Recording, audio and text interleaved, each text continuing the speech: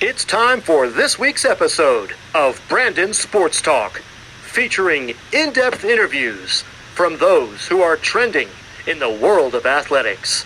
And now, here's the host of Brandon Sports Talk, Brandon Pate.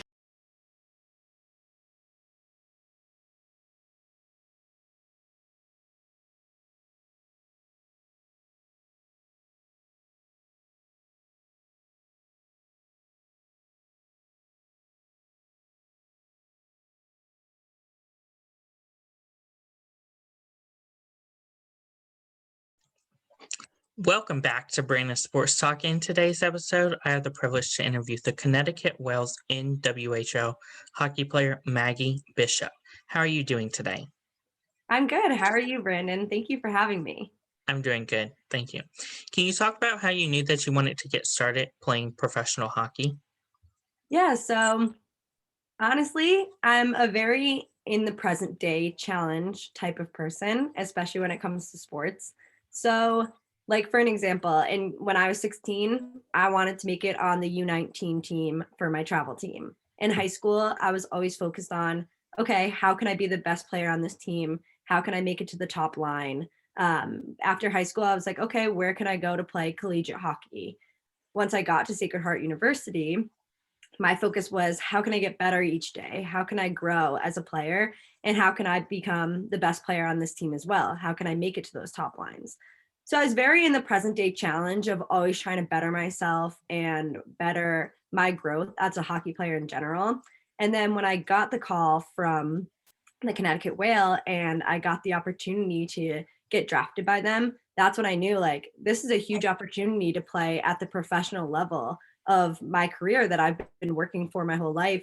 That's when I knew like this was an opportunity that I couldn't pass up. But before that, I was just very focused on, meeting my own goals and like my present day challenges at the time.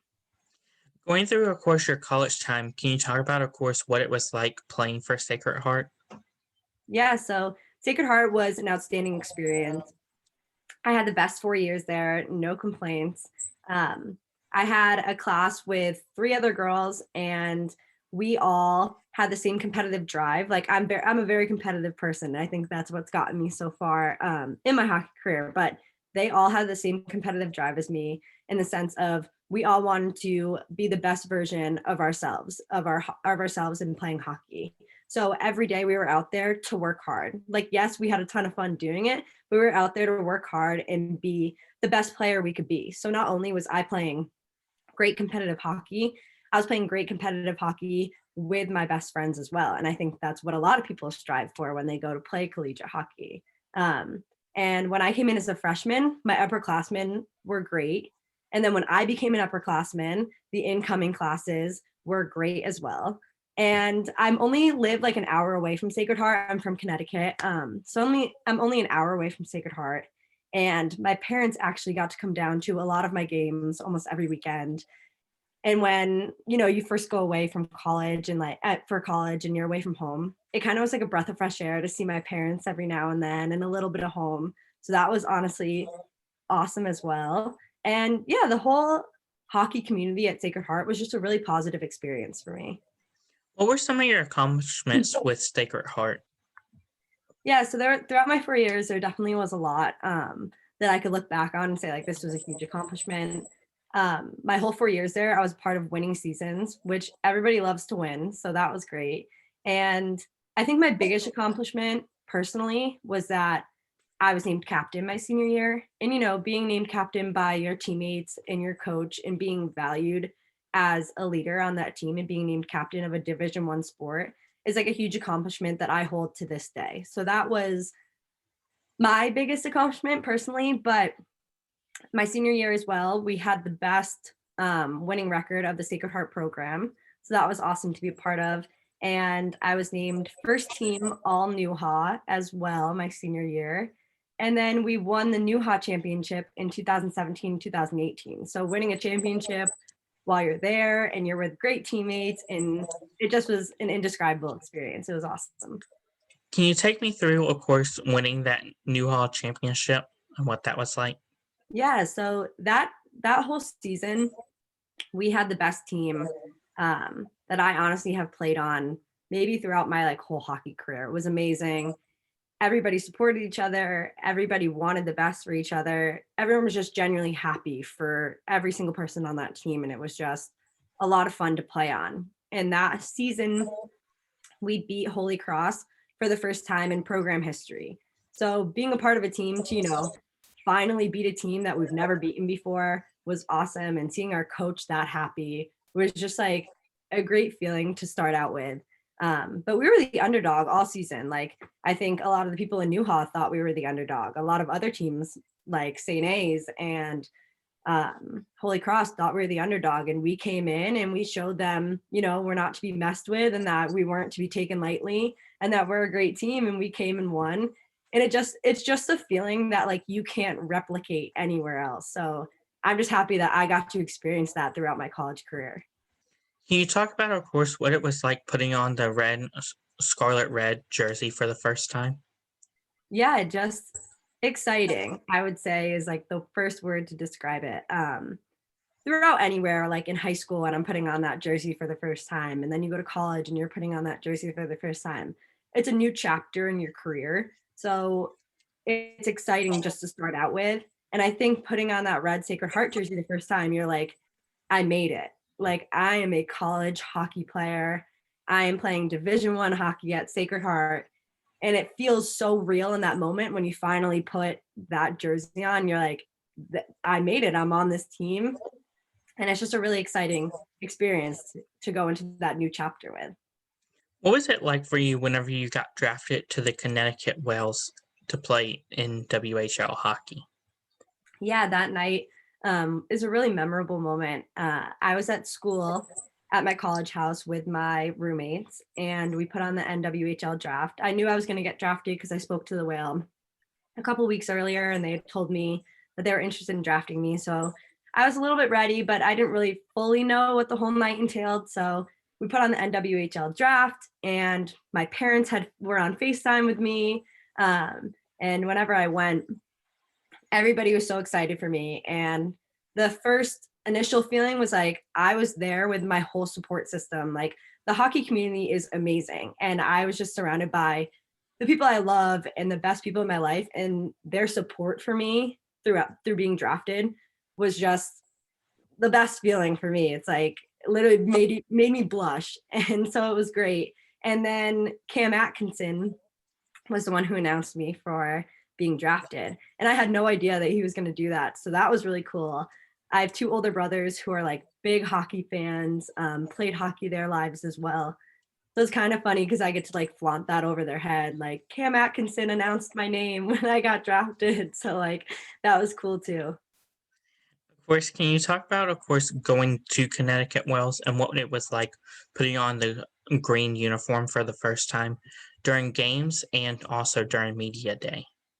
Yeah, so kind of the same as like Sacred Heart of like, every time you go to a new team, it's a new chapter, and you're there with new group of girls, and it's a new chapter of your career and new growth, going to the pro league. It was just a whole different experience of like I said, I put on the pro jersey and I'm like, I'm a pro athlete. Like, I'm in the NWHL. Like, I worked hard my whole career, and I'm here, and I'm good enough to be here.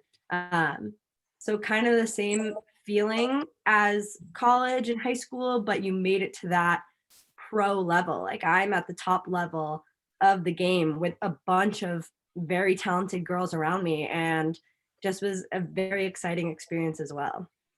What was it like whenever you saw your name stitched on your jersey for the first time? Yeah, so it's actually funny because in high school, we never had our names on the back of our jersey. And in college, we never had our names on the back of our jersey.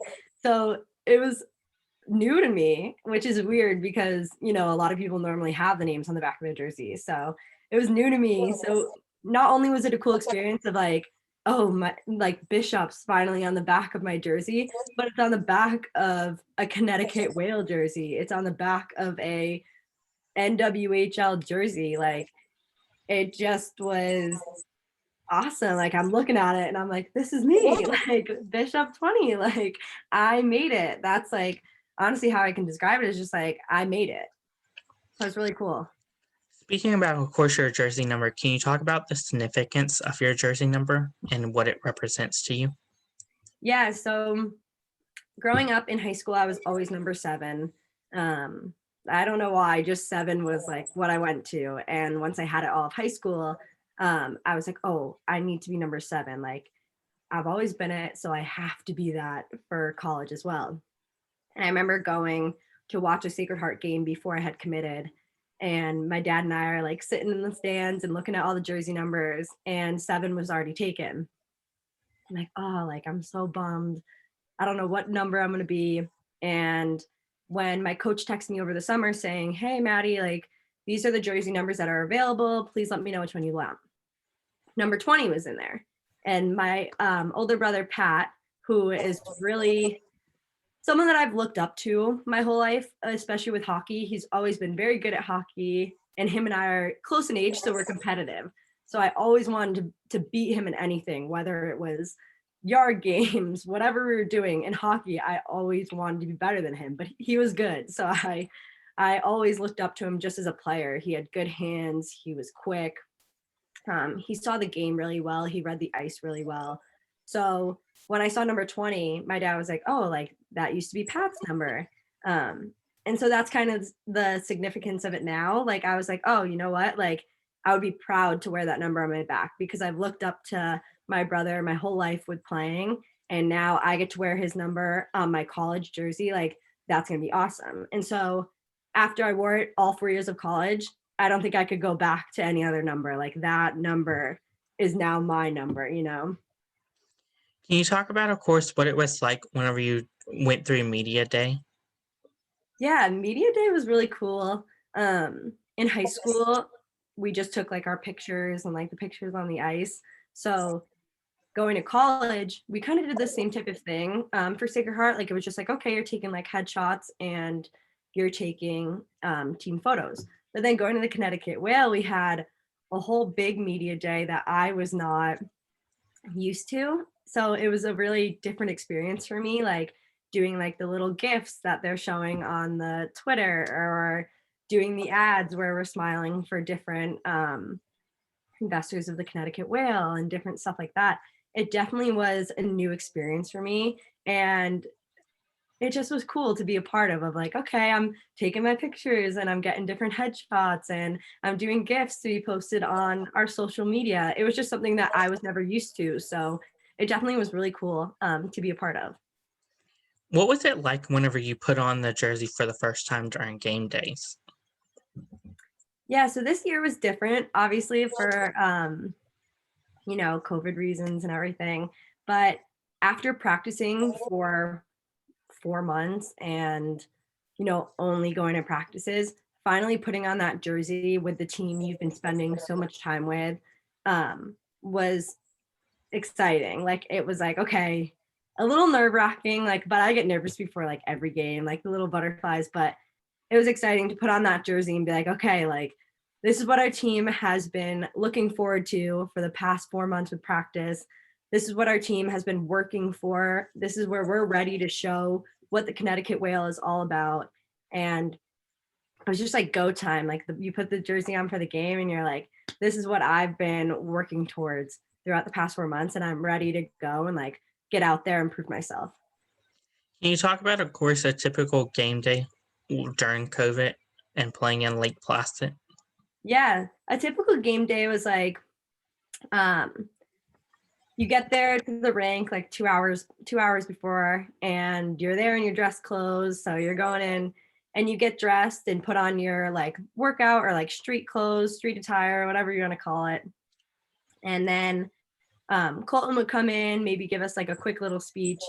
And then you would have a couple minutes to yourself, maybe like 20 minutes. And like, that's where you're either going to tape your stick or listen to music or, kind of get some stuff to clear your mind. And then after that, you're going to go and do the warm up with all the girls, get yourself loose, get yourself stretched out. I like to do a ton of stretches before I skate because it makes me feel like I'm game ready. And then you're starting to get dressed and ready to get out there. So kind of typical of same as what we did in college, maybe even the same of what we did in high school, of just getting yourself there, getting yourself into game mode, and becoming ready to play.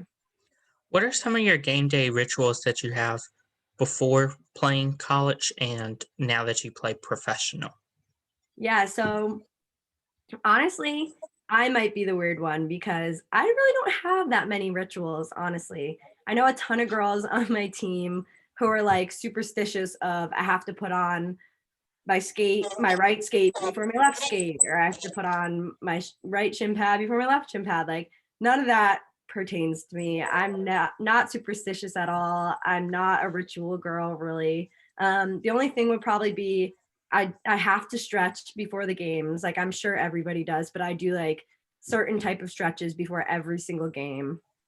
And that's from college and in pro. And then I always have to eat like a snack before I get on the ice, like 30 minutes before I'm going to play. Like I have to eat something, whether it's a few pretzels, a bite of a banana, like a few goldfish, a cracker. Like I have to have like some snack to eat before I get on the ice. But like that's really it. Honestly, people could say I'm the weird one because I feel like so many hockey girls have, and hockey players in general have rituals before the game, but I just don't have that many.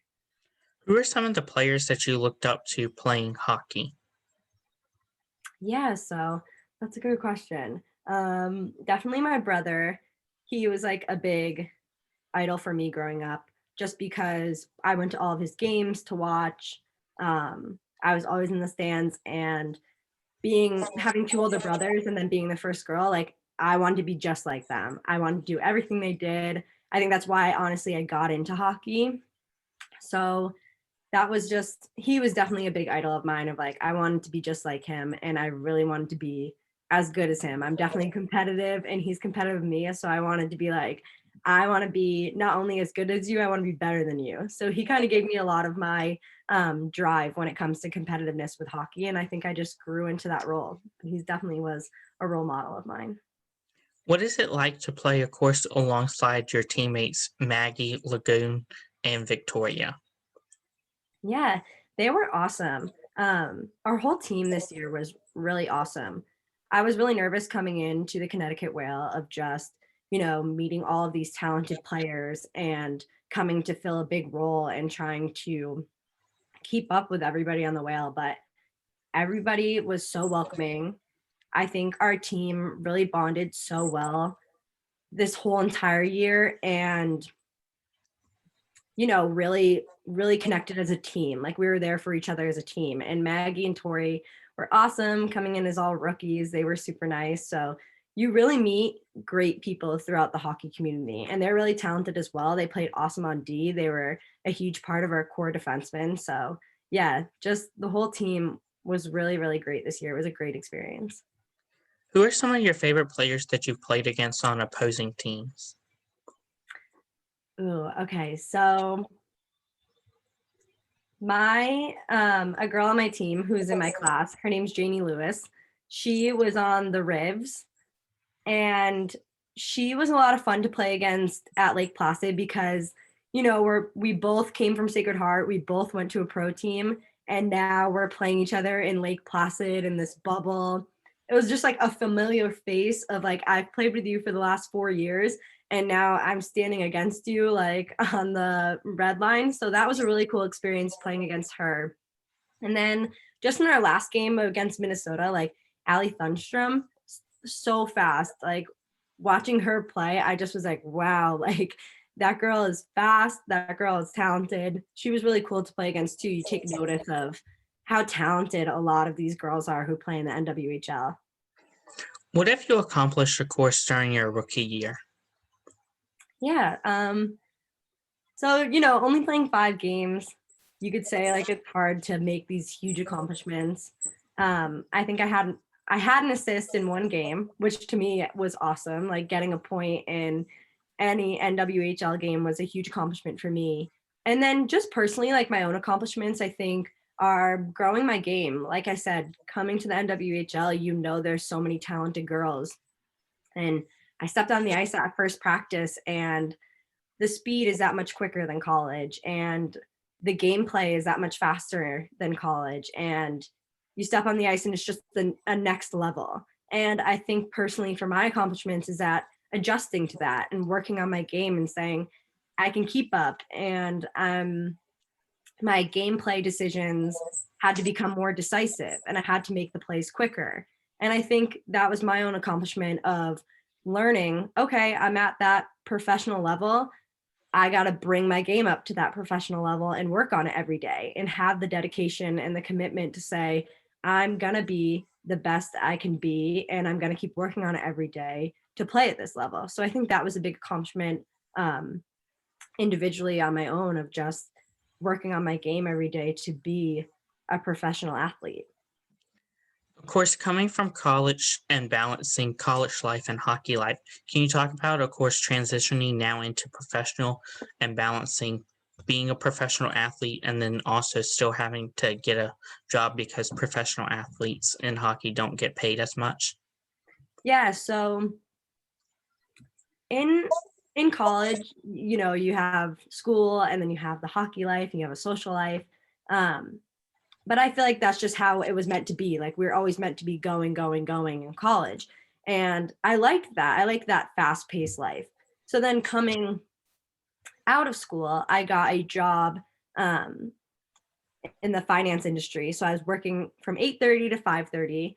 And then I was, you know, had an hour off basically at night to eat, quickly eat something, get some water, pack up my bag, and then I'd be off to Danbury because I lived an hour away from Danbury. So then I drive an hour down to the rink, get there for practice, start practice, and I get home at like 11. And my day was just like full. It basically was like two jobs at that point.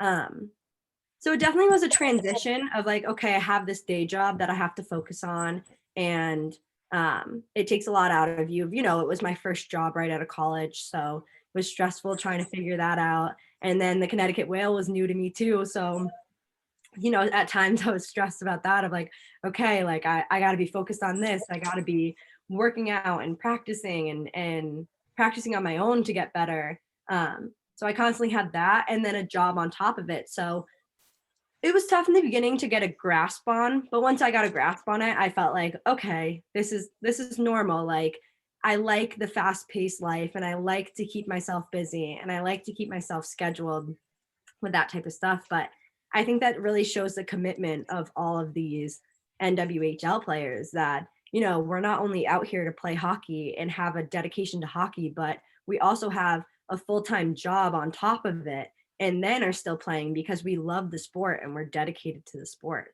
I think that was really cool learning about all the girls who were teachers and worked at a lab and like bio, I don't even know what half of the people did, but it was just really cool to know that everybody had so much dedication to their work life, but then also to the sport because we love to play it. That's amazing. What are some of your future plans whenever it comes to your playing career? Yeah, so right now I would say I'm kind of unsure. Like I said in the beginning, I'm a very focused on present day challenges. So I'm very, you know, focused on in the moment and right now. So I'd say I'm kind of unsure. And right now I am trying to get back into shape after the season. I took like a little bit of time. Like I feel like everybody needs some time to just like relax and like ease their mind and their body. But now I'm like getting back into the run up of working out, getting myself in shape, getting myself in hockey shape because that's a whole different type of in shape than just working out. So I think that's what my plans are right now to get myself back in shape, get myself back into hockey shape and go from there. What advice would you give upcoming college players looking to make it into professional hockey? Oh, definitely, you know, to keep working hard. Like I think hard work is the biggest thing that can set people out you know, different from others. I always pride myself in hard work, whether I'm on the ice for 30 minutes or I'm on it for 2 hours. Like I'm going to be working hard every single second of the day. And I think that really paid off for me. A lot of people took notice into that and it really benefited my game that I was out there every day to work hard for it. So my advice would definitely be keep working hard and it's achievable. If any, whoever wants to go into the NWHL, like if you work hard for that and push yourself to those goals, like it's achievable. I'm 5'3" and 115 pounds, and I made my way to the NWHL. Like, I think a lot of it came from my hard work and dedication. And if you have those same aspirations, it's definitely achievable for you to make. What advice would you give current and future players of the NWHL? What advice? I think I would say just to make the most of it. I think, especially with sports, like, yes, it can be in your life forever, but that competitiveness that you get from playing in college and from playing in the NWHL, that competitive game, like you won't have that for the rest of your life. So make the most of it, have fun, and don't take any of it for granted. I had the best time this year, and I'm so happy that I got the opportunity to play in the NWHL, because these are, I made a lot of friends from playing this year in the NWHL. And I think that a lot of the life lessons I've learned, even just from playing in general, I'll take with me through the rest of my life. So just to make the most of it, I think is my best advice. That's wonderful advice. Where can my listeners find you at on social media? Yeah, so my Instagram and my Twitter are both Maddie Bishop 7. No uppercases. No uppercases, just Maddie Bishop 7. And that's me on Instagram and Twitter. Thank you again, Maddie Bishop, for your interview, and best of luck with your future in the Connecticut Whales. Awesome. Thank you so much for having me. I appreciate it. Thank you. You can find Brandon Sports Talk on Facebook at Brandon Sports Talk, Instagram at Brandon Sports Talk, Twitter at Talk_Brandon, and you can find me on YouTube at Brandon Sports Talk. Don't forget to like, comment, and subscribe. Thank you again, Maddie Bishop, for your interview, and best of luck. Thank you. You've been watching Brandon Sports Talk. Please feel free to like, share, and subscribe to Brandon Sports Talk on social media and on YouTube.